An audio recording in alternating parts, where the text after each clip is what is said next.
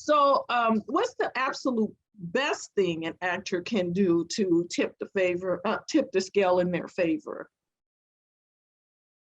Knowing the material, Mhm. being off book, Yeah.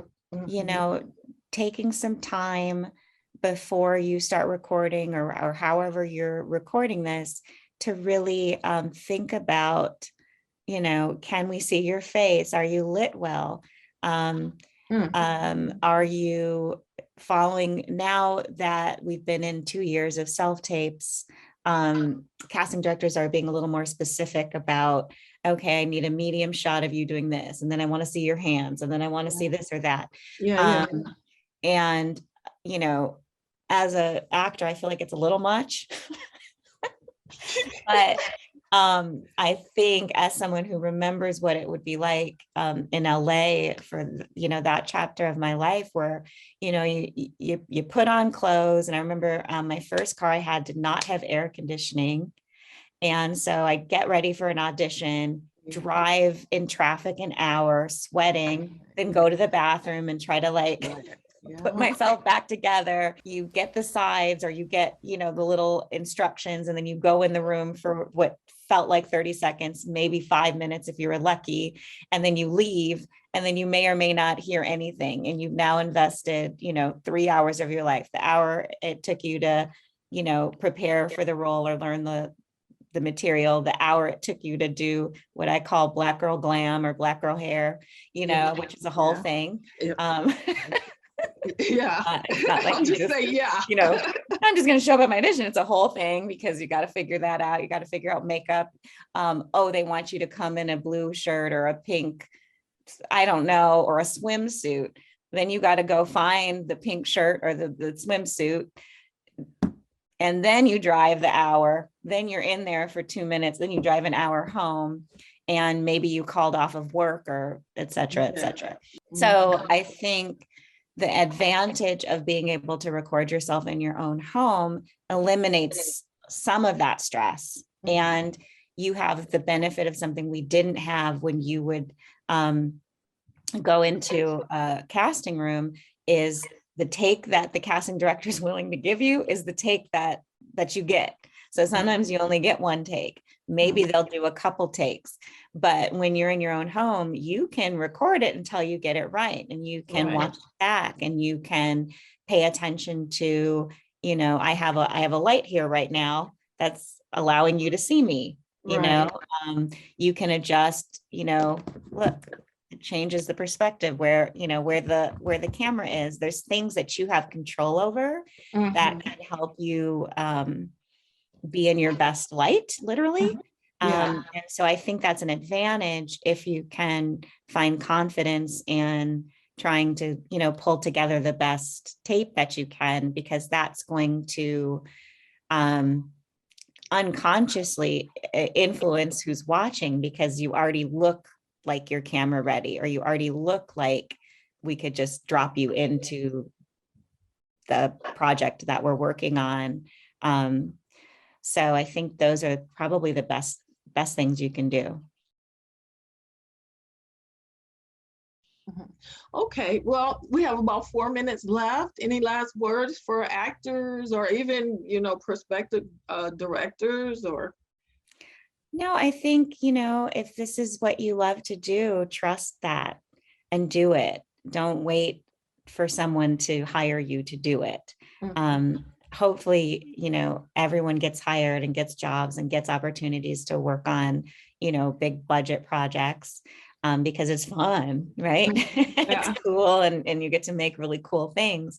But if you truly love what you do and you love to tell stories, where in your life can you offer your talents? Can you go read at a children's school, or on Zoom, read picture books to children, or find ways to give in your community your gifts and your talents, and to do that, and to stay connected to why you love it, and don't base your career on whether or not someone else agrees or hires you.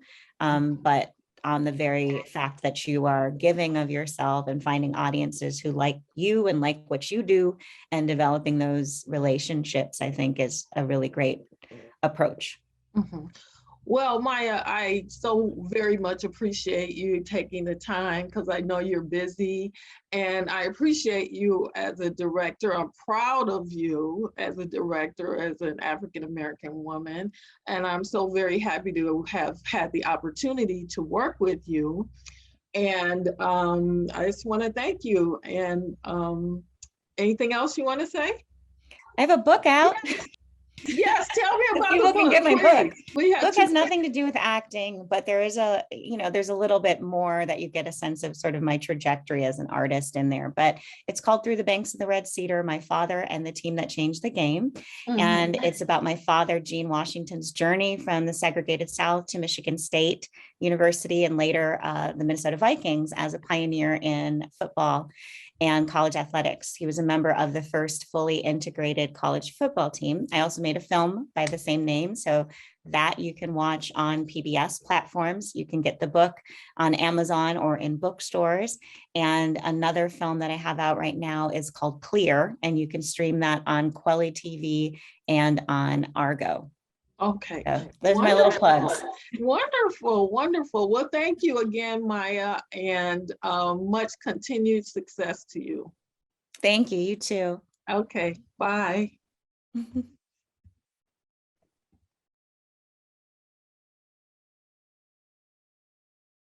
on, let's go. Pictures up, pictures up. Come on, let's go, let's go.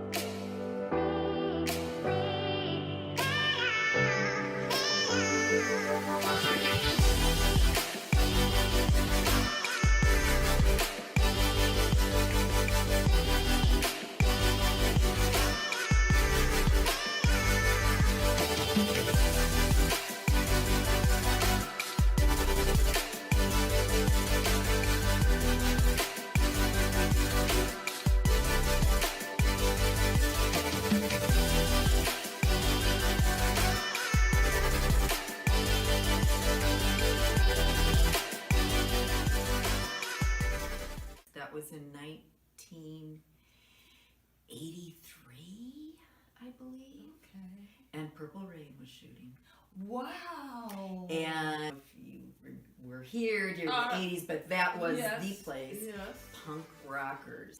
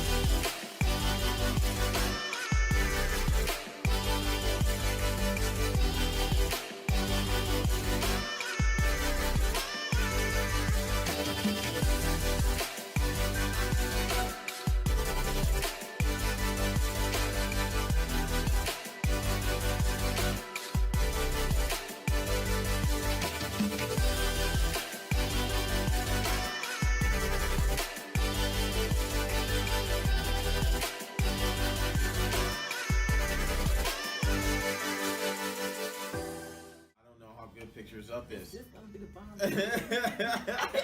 You know what? If you give me actors that come out of Pictures Up and it's that, then I'll do that for you.